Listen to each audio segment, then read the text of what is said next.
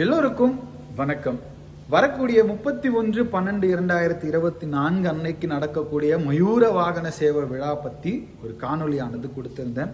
அவ்வளவு சந்தேகங்கள் நிறைய பேர் கேட்டிருந்தீங்க. இன்னும் பலர் நிறைய தகவல்கள் பத்தி கேட்டிருந்தீங்க. அந்த தகவல்கள் கூட இன்னும் சில விஷயங்கள் செய்யறதுக்காக முன் வந்திருந்தீங்க. இது எல்லாமே ரொம்ப பெரிய சந்தோஷத்தை கொடுத்தது அப்படின்னு தான் சொல்லணும். முதல்ல சந்தேகங்கள்ல இருந்தே இந்த காணொலியானது தொடங்குற. முதல்ல எல்லோரும் கேட்ட கேள்வி என்ன அப்படின்னு கேட்டீங்கன்னா, என்ன நேரத்துல இது தொடங்கணும், எந்த நேரத்துல பூஜையானது நம்முடைய ஆலயத்துல நடக்க போகுதுன்னு சொல்லிட்டு. பொதுவா மயூர வாகன சேவக விழா அப்படின்னு சொல்லப்படுற விழாவானது இரவு நேரங்கள்ல கொண்டாடப்படுறதுதான் வழக்கம்.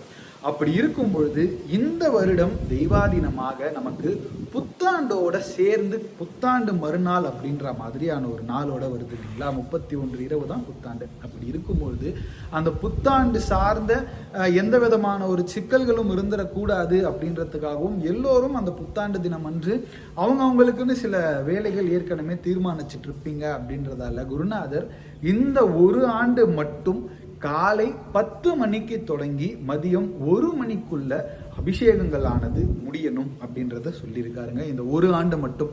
அடுத்த ஆண்டு எப்பயும் போல் இரவு நேரத்தில் ரொம்ப சீரும் சிறப்புமா நடக்கும் அப்படின்றத தெரியப்படுத்திக்கிறேன்.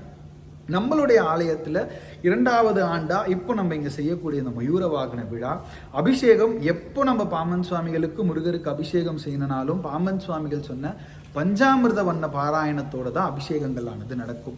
அதில் பால், தயிர், தேன், நெய், நாட்டு சர்க்கரை அப்படின்றது பாம்பன் சுவாமிகள் சொல்லியிருப்பாரு.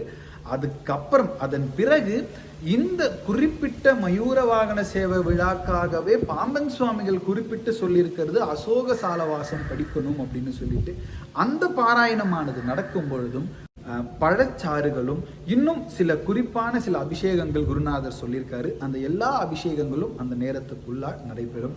இதனை தொடர்ந்து வானவேடிக்கை அப்படின்ற ஒரு விஷயம் சொல்லியிருந்தேன். பகல் பொழுதுலையும் வானவேடிக்கையானது கண்டிப்பா செஞ்சுதான் ஆகணும்ன்ற ஒரு விஷயத்த குருநாதர் சொல்லவே பட்டாசுகள் வெடித்து தான் நம்ம இதை கொண்டாட போறோம். ஒரு 12 மணிலேருந்து 1 மணிக்குள்ள அந்த நிகழ்வானது இருக்கும்.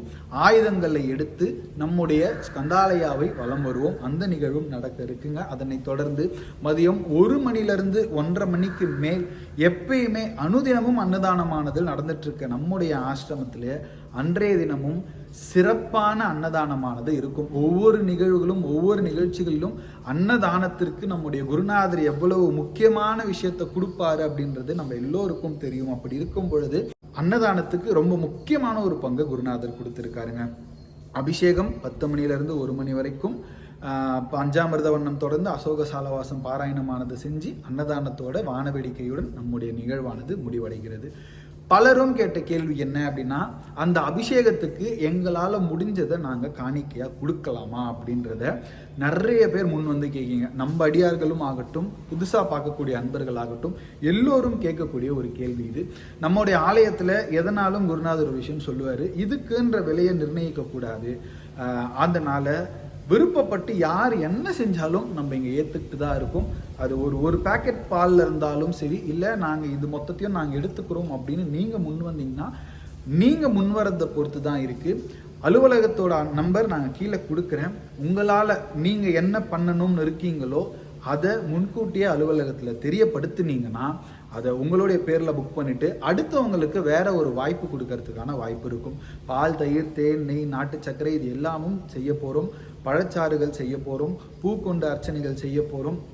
இது எல்லாம் சேர்ந்து ஒரு பங்கு நாங்களும் பங்களிப்பாக கொடுக்கணும் அப்படின்னு கேட்கும் பொழுது பலரும் பண உதவியாக நாங்கள் அனுப்புகிறோம். நாங்கள் வெளியூரில் இருக்கோம். மலேசியாவிலேருந்து ஒரு அம்மா எனக்கு கேட்டிருந்தாங்க, நான் ஏதாச்சும் பார்ட்டேக் பண்ணனா நான் எப்படி பண்ண முடியும்னு சொல்லிட்டு. குருநாதர் எப்பயுமே சொல்லுவார், ஆசிரமத்தில் நம்ம ஸ்கந்தாலயாவில் செய்கிறோம் அப்படின்னும் பொழுது இங்கே நேரில் பார்க்கக்கூடியவங்களுக்கு தான் முன்னுரிமை அப்படின்னு சொல்லிட்டு இப்படி கேட்கவே வெளியூர்ல இருந்துலாம் கேட்குறாங்க, மலேசியாவிலேருந்து கேட்டிருக்காங்கன்னு கேட்கும்போது சரின்னு ஒரு வாய்ப்பானது இந்த வருடம் கொடுத்துருக்காரு குருநாதர். இப்பயும் நான் சொல்கிறேன், என்னை நீங்கள் கேட்டதின் பெயரில் நான் உங்களுக்கு திரும்பி சொல்கிறேன், கொடுங்க அப்படின்ற ஒரு விஷயத்த நான் கேட்கல. கொடுக்கலாமான்னு கேட்டவங்களுக்கு உங்களுக்கு தோணுச்சுன்னா கண்டிப்பாக நீங்கள் கொடுக்கலாம். சுவாமிக்கு செய்கிறதுக்கு நீங்கள் தான் கொடுக்கணுன்ற ஒரு வரையறை யாருமே இங்கே வரையறுத்து சொல்ல முடியாதுங்க. உங்களுக்கு தோணினதை ஏதோ ஒரு வகையில் நீங்கள் செய்யணும் அப்படின்றதுக்காக தான். அப்படி இருக்கும் பொழுது பண உதவியோ பொருளுதவியோ உங்களுக்கு என்ன தோணுதோ அதை நீங்கள் தாராளமாக செய்யலாம். அன்னதானத்தில் நாங்கள் பங்கெடுத்துக்கணும் அப்படின்னு கேட்குறீங்க. அனுதினம் அன்னதானம் வீடியோ பார்த்துட்டே நிறைய பேர் கேட்குறீங்க. அன்னதானத்திற்கும் நீங்கள் அலுவலகத்தை தொடர்பு கொண்டு கேட்டிங்கன்னா கண்டிப்பாக உங்களுக்கு அதுக்கான விளக்கத்தையும் சொல்லுவாங்க. இதனைத் தொடர்ந்து வான வேடிக்கையும் நடைபெற இருக்கு. வான வேடிக்கை அப்படின்றது பட்டாசுகள் வெடித்து நம்ம கொண்டாட போகிறோம். நீங்கள் அபிஷேகத்துக்கு பங்கு கொள்ளணும், அபிஷேகத்துக்கு தேவையான பொருட்கள் கொடுக்கணும், அதுக்கு பணமாக நீங்கள் அனுப்பணும் அப்படின்னீங்கன்னா தாராளமாக அதை நீங்கள் பங்கு கொண்டுக்கிறதுக்கான வாய்ப்பு கொடுத்துருக்காரு. ஏன்னா போன வருடம் யாருக்கும் அந்த வாய்ப்பானதை குருநாதர் கொடுக்கல. காலம் வரும்போது சொல்கிறேன்னு சொல்லிட்டாரு. இப்போ நிறைய பேர் கேட்கவே அதுக்கான ஒரு உத்தரவு கொடுத்துருக்காரு.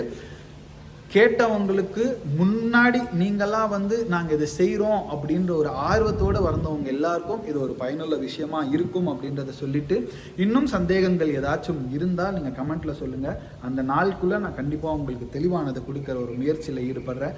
31/12/2024 காலை 10 மணிக்கு தொடங்கி சுமார் 1-1:30 மணி அளவில் நம்முடைய ஆசிரமத்தில் மயூர வாகன சேவன விழா அப்படின்ற ஒரு நிகழ்வானது பாம்பன் சுவாமிகளுக்கு முருகப்பெருமான் காட்சி தந்து அவருடைய உடைந்த அந்த காலான கூட வைத்த ஒரு நிகழ்வு நடந்த ஒரு நாள் அன்றைய தினம் முருகப்பெருமான் நமக்கும் காட்சி கொடுத்து நமக்குள் ஏற்படக்கூடிய மனநோய்களாகட்டும் நோய்களாகட்டும் எல்லா விதமான ஊழ்வினைகளையும் வாத பித்த ஸ்லேத்தும நோய்கள் நம்மை அணுகாமல் காத்திட வேண்டும்னு நம்ம குருநாதர் எப்படி சொன்னாரோ அப்படி நமக்கு எந்த விதமான நோயும் தொந்தரவுகளும் கர்ம வினைகளும் சூழாமல் நம்மை பாதுகாப்பார் அப்படின்ற ஒரு நம்பிக்கையோட இந்த காணொலியை இங்கே நிறைவு செய்கிறேன்.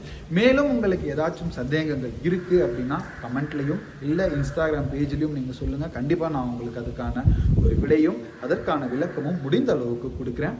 குருவே சரணம்.